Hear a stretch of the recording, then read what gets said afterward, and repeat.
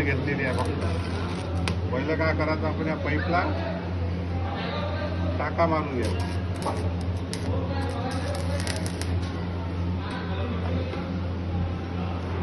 एक असा टाका मारायचा, थोडं त्याला पलटी करायचं इकडे, आता दुसरा टाका मारायचा.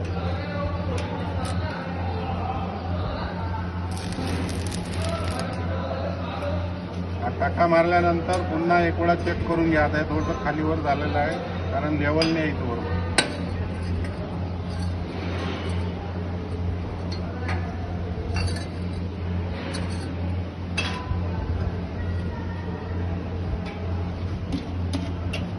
हे झालं.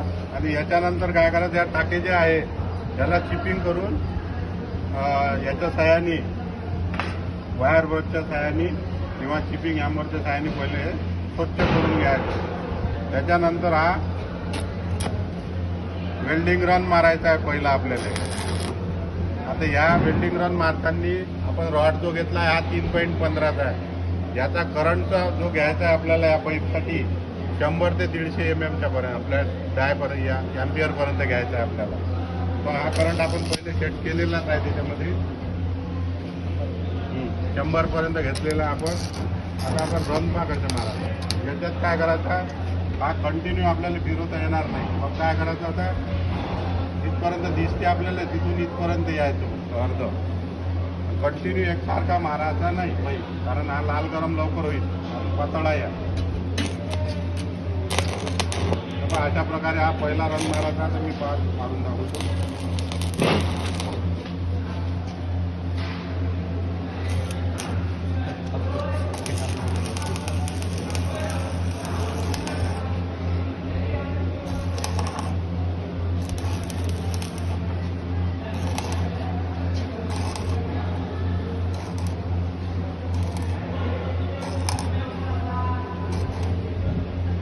चांगलाच पातळ आहे रे.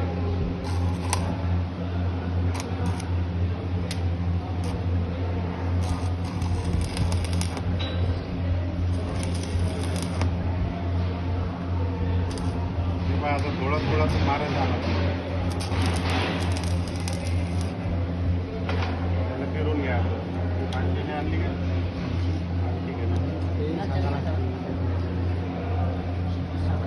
तेव्हा पूर्ण आधी पुन्हा हा फिरून